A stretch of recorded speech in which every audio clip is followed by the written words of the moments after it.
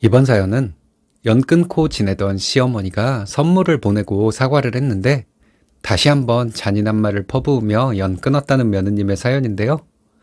무슨 일이 있었던 걸까요? 함께 보시겠습니다. 사연 시작 전에 좋아요, 구독 부탁드리겠습니다. 채널에 큰 힘이 됩니다. 안녕하세요.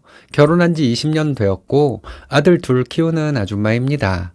남편은 3남매 중 첫째인데 둘째가 시동생이고 막내 동생이 우리 애들 시누입니다. 남편과는 사이가 매우 좋습니다. 옛말에 콩 심은 데 콩나고 팥 심은 데 팥난다는 말이 있죠. 막말하는 시어머니와 시어머니를 능가하는 시누 때문에 결혼 생활이 참 힘들었네요. 많이 늦었지만 그 두 여자에게 시원하게 한마디 하고 안 보고 살고 있어요. 저는 수도권에 살고 있고요. 남편은 제가 사는 지역에서 3시간 거리에 있는 지방에서 태어났습니다. 남편이 서울에서 회사 생활하고 있을 때 지인의 소개로 만나 1년간 교제하고 결혼하게 되었어요. 남편이 30대 초반에 저와 사귀게 되면서 결혼 승낙을 받으러 저희 집에 먼저 인사를 드렸어요. 남편의 박력 있는 모습에 저희 부모님은 좋은 점수를 주셨고요. 시부모님께 인사를 드리러 갔습니다. 집에 도착해보니 남편보다 2년 먼저 결혼한 시누이는 포대기로 아이를 업고 부엌에서 음식 장만을 하고 있었어요. 당근을 써는데 정말 자로 잰 것 같이 가지런히 칼질을 하더라고요. 한눈에 보기에도 참 착하고 억척스럽고 부지런해 보이는 스타일이었어요. 오빠의 여자친구가 온다고 아이를 업고 잡채를 만들고 국을 끓이고 나중에는 싱크대 정리까지 하더군요. 어린아이 키우면서 저렇게 많은 일을 하다니 나라면 엄두도 못 낼 일인데 참 대단하다고 생각했죠. 저희 결혼 생활은 참 순탄했어요. 서울 중심지에 신혼집을 마련해서 열심히 맞벌이를 하며 살았습니다. 남편 연봉이 좀 많은 편이지만 서울 집값을 다 감당하기엔 무리였고 시댁과 친정 도움을 받아 집을 마련했습니다. 물론 대출도 받았어요. 신혼여행을 다녀온 후 시댁에 인사를 갔습니다. 밝은 분위기에서 인사를 드렸고 식사도 맛있게 했습니다. 남편은 시어머니께 엄마, 결혼식 날 제 동료들과 친구들이 준 축의금 주세요. 라고 했더니 뭐라고? 못 줘. 내가 너 키우느라 돈이 얼마나 많이 들었는데 그 돈을 내놓으라고 해? 라고 하시는 거 있죠? 시어머니는 그 자리에서 축의금 명단과 금액이 써있는 종이를 내던지듯 줬습니다. 남편은 그동안 농사짓는 부모님을 위해 집안에 필요한 물건도 다 사드리고 소소하게 공사가 필요한 경우 그 비용도 다 냈다고 들었어요. 그런데 시어머니는 남편에게 옆집 할머니 얘기 들어보니 그 할머니 아들은 자기 엄마한테 자기 결혼할 때 들어온 축의금 다 쓰라고 했단다. 근데 넌 뭐니? 너한테 축의금 달라는 소리를 듣게 될 줄은 꿈에도 몰랐다. 너 엄마 아들 맞니? 라고 하시더라고요. 남편은 순간 화가 났는지 엄마, 장인어른은 와이프 지인들에게 받은 돈을 그대로 돌려줬어요. 제 친구들도 다 그랬고요. 저희 집 대출도 있는데 그 돈을 안 주면 어떻게 해요? 라고 언성을 높이게 되었고 저는 이 분위기를 감당할 자신이 없어 남편 옆구리를 쿡쿡 찌르면서 그만하라고 했어요. 축의금을 안 주신다니 억지로 받아올 수도 없고 그 돈은 포기했어요. 남편의 회사는 신혼집에서 가까웠고 저는 지하철로 출퇴근을 했는데 약 1시간 정도 걸렸습니다. 저는 위로 언니가 2명 있어요.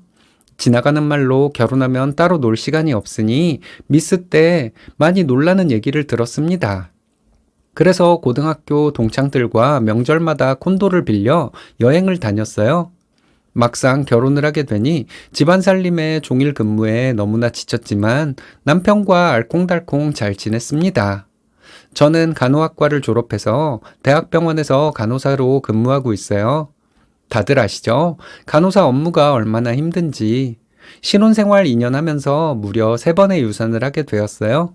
안 되는 것도 문제지만 반복 유산이 되는 것은 더 문제라고 생각했고 남편은 집에서 좀 쉬라고 해서 저는 다니던 병원을 퇴사하게 되었습니다. 그해 겨울에 신우 남편이 운영하는 대리점에서 추천하는 물건을 사게 되었습니다. 그 물건은 꽤 비쌌어요. 신우 남편이 물건 팔아줘서 감사하다며 1,000원 단위는 깎아줬어요. 그리고 일시불로 결제를 하니 신우가 놀래더라고요. 꽤 비싼 물건을 일시불로 결제하니 우리에게 돈이 좀 있다고 생각했나 봅니다. 그런데 갑자기 신우 남편에게 짜증을 내더니 여보, 오빠가 돈을 더 결제하게 해야지 왜 물건값을 깎아줘? 라고 소리를 지르더라고요. 세상에 정가에서 돈을 더 주고 사라는 게 말이 되나요? 정말 어처구니가 없었어요. 동서는 신혼에서 어떤 작은 가전을 샀는데 세상에 알고 보니 신혼의 집에서 사용하던 물건을 박스에 담아서 정가에 팔았더라고요. 동서는 무척 당황스러웠지만 참기로 하고 넘어갔어요. 신우 남편은 그 당시 아이 셋을 키우면서 대리점에서 일하느라 몸도 마음도 여유가 없었어요. 하지만 물건을 팔아주는 저에게 야박하게 구니 무척 황당했습니다.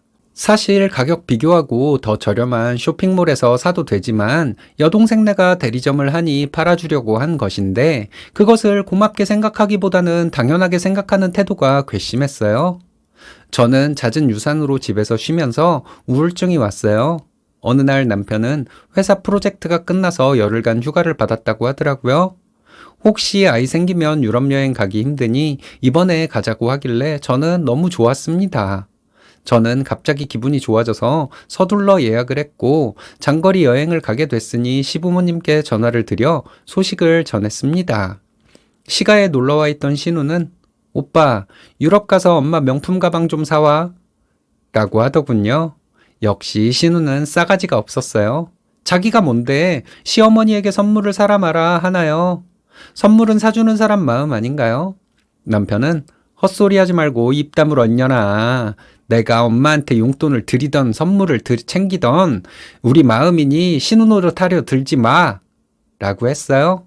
저희 친정부모님과 언니들은 큰 돈을 주시며 여행지에서 사 먹고 싶은 거 참지 말고 사 먹고 기분 전환하고 와 하고 저희 부부를 지지해 주셨어요. 시가와 친정은 결이 다르다는 것을 또 한 번 느꼈습니다. 시어머니 명품 가방 사왔냐고요? 아니요. 제 가방은 사왔습니다. 저희 친정부모님 언니들에게 유명한 독일제 칼을 사서 선물로 주었고요. 여행을 갔다 와서 재밌게 일하고 지냈는데 또 아이가 찾아와 정말 조심했어요. 전문 병원에서 주사 맞고 약을 먹으면서 힘들게 아이를 지키려고 노력했죠.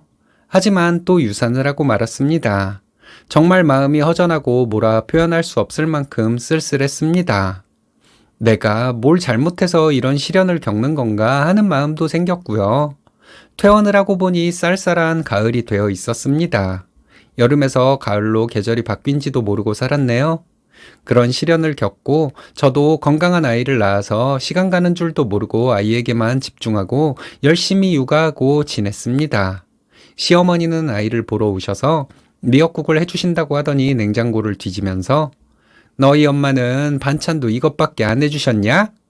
이러면서 트집을 잡더라고요. 엄마는 5가지 반찬을 해놓고 가셨고 미역도 제일 좋은 것으로 사서 매일 끓여주셨거든요. 게다가 미역국에 들어갈 소고기도 1등급으로 사오셨고요. 저희 엄마는 관절염이 심해 잘 걷지도 못하는 상태에서 최선을 다해 제 산후조리와 식사 준비를 해주셨습니다. 시어머니는 트집 잡을 게 없어서 멀쩡한 반찬을 가지고 왜 더 많이 만들어주지 않았냐고 하더라고요. 남편이 엄마, 이 정도 해줬으면 많이 해준 거지 왜 그래요? 엄마는 반찬도 되게 맛없게 하잖아요. 애기 보러 와서 장모님이 해준 반찬 싹싹 비운 게 누구예요? 엄마 이제 친손주 보셨으니 말 좀 가려 하세요. 라고 했어요. 그때 결심했습니다. 아이 100일 돌잔치 때 친정엄마와 시어머니가 만나는 일이 없게 해야겠다고요. 그리고 저는 저의 그 결심을 지켰습니다. 신우는 자기 시부모님이 사는 지역에 삽니다. 아이들이 크다 보니 서울 구경을 오고 싶어 했죠. 저희는 아이 낳기 전에 친정부모님이 사시는 아파트로 이사와서 살고 있었어요. 그런데 신혼에는 여름만 되면 저희 집에 놀러와서 3박 4일간 자고 갔습니다. 경우 없고 막대 먹은 시가 식구들 때문에 스트레스를 받지만 남편이 중간 역할을 잘했어요. 신우 남편은 경우를 아는 사람이에요. 신우의 방문에 스트레스를 받았지만 신우 남편을 봐서 저는 신우네 가족이 저희 집을 방문했을 때 잘 대접해 주었습니다. 어떤 날은 신우가 전화해서 새언니, 우리 언니네 집에서 이틀간 잘 거예요. 지금 출발해요. 라며 당일에 온다고 한 적도 있어요. 저는 엄청 당황했죠. 그때 남편이 신우한테 바로 전화해서 너 지금 생각이 있는 거야? 우리 집이 무슨 펜션이야? 너희 식구가 몇인데 와서 잔다고 당일에 통보를 해. 오지 마. 네가 그렇게 경우가 없으니 새언니가 스트레스 받잖아. 이렇게 소리를 질러서 신우는 서울의 한 호텔에서 지내다가 간 적도 있었네요. 얼마 전에 신우의 큰아이가 성인이 되어 저희 지역에서 살게 되었어요. 성인이 되었는데 프리랜서로 일하게 되어 수도권에서 자취를 하느라 저희 동네에 있는 원룸을 알아봐 줬어요. 조카는 참 착해요. 조카 집을 구하고 나서 동서와 통화를 했는데 시어머니가 이렇게 말씀하셨대요. 너희 집에 방이 3개니까 땡땡이가 방 하나 쓰면 되겠네. 땡땡이가 돈을 벌어도 그렇지 매달 월세 내는 거 너무 아깝잖아. 그럴 때 작은 외삼촌이 배려해주면 얼마나 좋아? 라고 하셨대요. 우리 시어머니 정말 대박이지 않나요? 그런데 그 조카가 외국에서 잠시 일을 하게 되었다고 하며 신우 남편이 가족 단톡방에서 조카의 후원을 원한다고 계좌번호를 알려주더라고요. 조카는 그 업계에서 잘 나가고 있어요. 어떤 달은 저희 남편보다 돈을 더 잘 벌기도 하는 조카거든요. 카톡을 보고 너무 황당해서 그냥 웃어 넘겼습니다. 아니, 바랄 게 따로 있지. 각자 자식 키우고 있는 상황에서 외국에 가는 조카 용돈까지 바라나요? 그런 말을 하지 않았다면 저희가 조카를 위하는 마음에 미리 용돈을 챙겨줄 수도 있었지만 저렇게 부모들이 설쳐대니 전혀 지원을 해주지 않았습니다. 참고로 신혼에는 사업을 하고 있는데 무리하게 확장해서 빚더미에 앉았다고 합니다. 저는 큰아이를 낳고 7년 만에 둘째 아이를 낳았어요. 다시 육아가 시작되었죠. 남편은 임원이 되었고 연봉은 많지만 임원 자리가 1, 2년이면 아웃될 수 있는 자리이기에 오히려 불안한 자리라는 것은 다들 아시죠. 그런데 시어머니에게 얼마 전 전화가 왔습니다. 시골에 계신 9순이 넘은 시할머니가 쓰러지셨다고요? 그런데 제가 간호사이니 저희 집에서 시할머니를 모셨으면 좋겠다고 하더라고요. 시어머니는 도대체 무슨 생각으로 이런 말씀을 하신 건지 요즘 노인 장기 요양 서비스 요양원이 얼마나 잘 되어 있는데 제가 할머니를 모시고 살아야 하나요? 그러면서 덧붙이는 말이 네가 우리 집에 인사 왔을 때 너무 약하게 생겨서 며느리감으로 마음에 안 들었지만 간호사라는 이유로 허락했어. 나중에 우리가 아프면 잘 보살펴 줄 수 있을 거라고 생각해서 말이야. 저 결혼한 지 20년 됐습니다. 그런데 이런 막말을 들을 이유는 없다고 생각했어요. 어머님, 지금 하신 말씀 못 들은 걸로 하겠습니다. 그동안 어머님이 막말하신 거, 경우 없이 행동하신 거에 대해 가타부타 말한 적 없는데 오늘은 꼭 짚고 넘어가야겠습니다. 시할머니의 며느리는 어머님이시니 시할머니 부양은 어머님과 아버님이 알아서 하세요. 할머님이 병원에 입원하신다면 면회는 갈게요. 만약 어머님이 저에게 이런 경우는 어떻게 해야 하니? 라고 물어보셨다면 제가 발벗고 알아봤을 거예요. 하지만 이건 아닌 것 같아요. 저 기분 나빠서 안 되겠어요. 그동안 생활비 드린 거 제가 틈틈이 아르바이트해서 모아놓은 돈이었는데 다음 달부터 안 드릴 거예요. 어머님이 농산물 팔아서 용돈 마련해서 쓰세요. 저희 아이들에게 용돈 한 번 주신 적 없고 따뜻한 말 한마디 한 적 없잖아요. 제 눈에 이제는 어머님이 부모로 보이지 않네요. 라고 말하고 전화 끊어버렸습니다. 퇴근한 남편에게 얘기했더니 잘했다고 하면서 당분간 거리를 두자고 하더라고요. 그리고 몇 달이 지나고 어머님에게 전화가 왔습니다. 이번에 고추 농사가 잘 됐어. 고춧가루랑 깨소금, 참기름 좀 짜서 좀 보냈으니 맛있게 먹어라.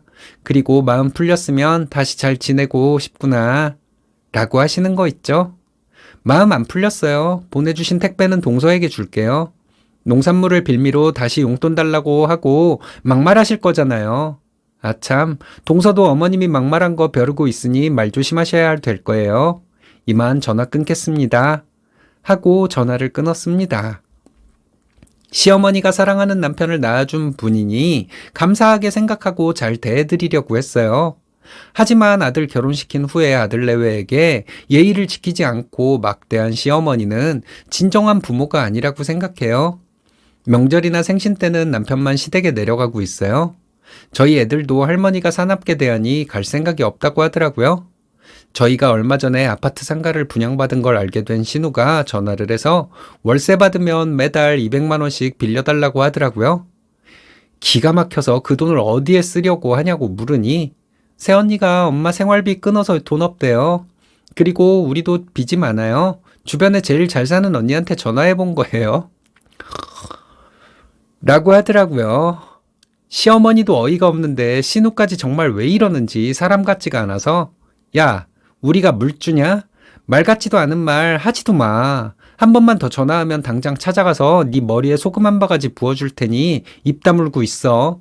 다시는 우리한테 연락하지 마. 너나 어머님이나 다 아웃이야. 이렇게 말하고 전화 끊었습니다. 남편만 보고 결혼했는데 진상 시어머니랑 신우는 언제 사람답게 살까요? 아마 불가능할 것 같아요. 이럴 땐 무시가 답이겠죠. 그동안 시어머니 때문에 마음 상했던 것들이 금방 좋아지지는 않겠지만 이대로 살면 점차 잊혀질 것 같아요. 다 잊지 않으려고 노력할 생각입니다. 긴 글 읽어주셔서 감사합니다. 시어머니와 신우가 어떻게 그렇게 똑같을까요? 조카가 외국 간다고 구걸하는 신우 남편은 뭐죠? 이런 사람들하고는 안 보고 살아야죠. 늦은 감이 있지만 지금이라도 확실하게 끄는 것은 참 잘하신 것 같네요. 마음 약해지지 않기 위해 서운했던 것들 잊지 않으려 노력한다는 것도 잘 생각한 것 같습니다. 앞으로 마음 편히 사셨으면 해요.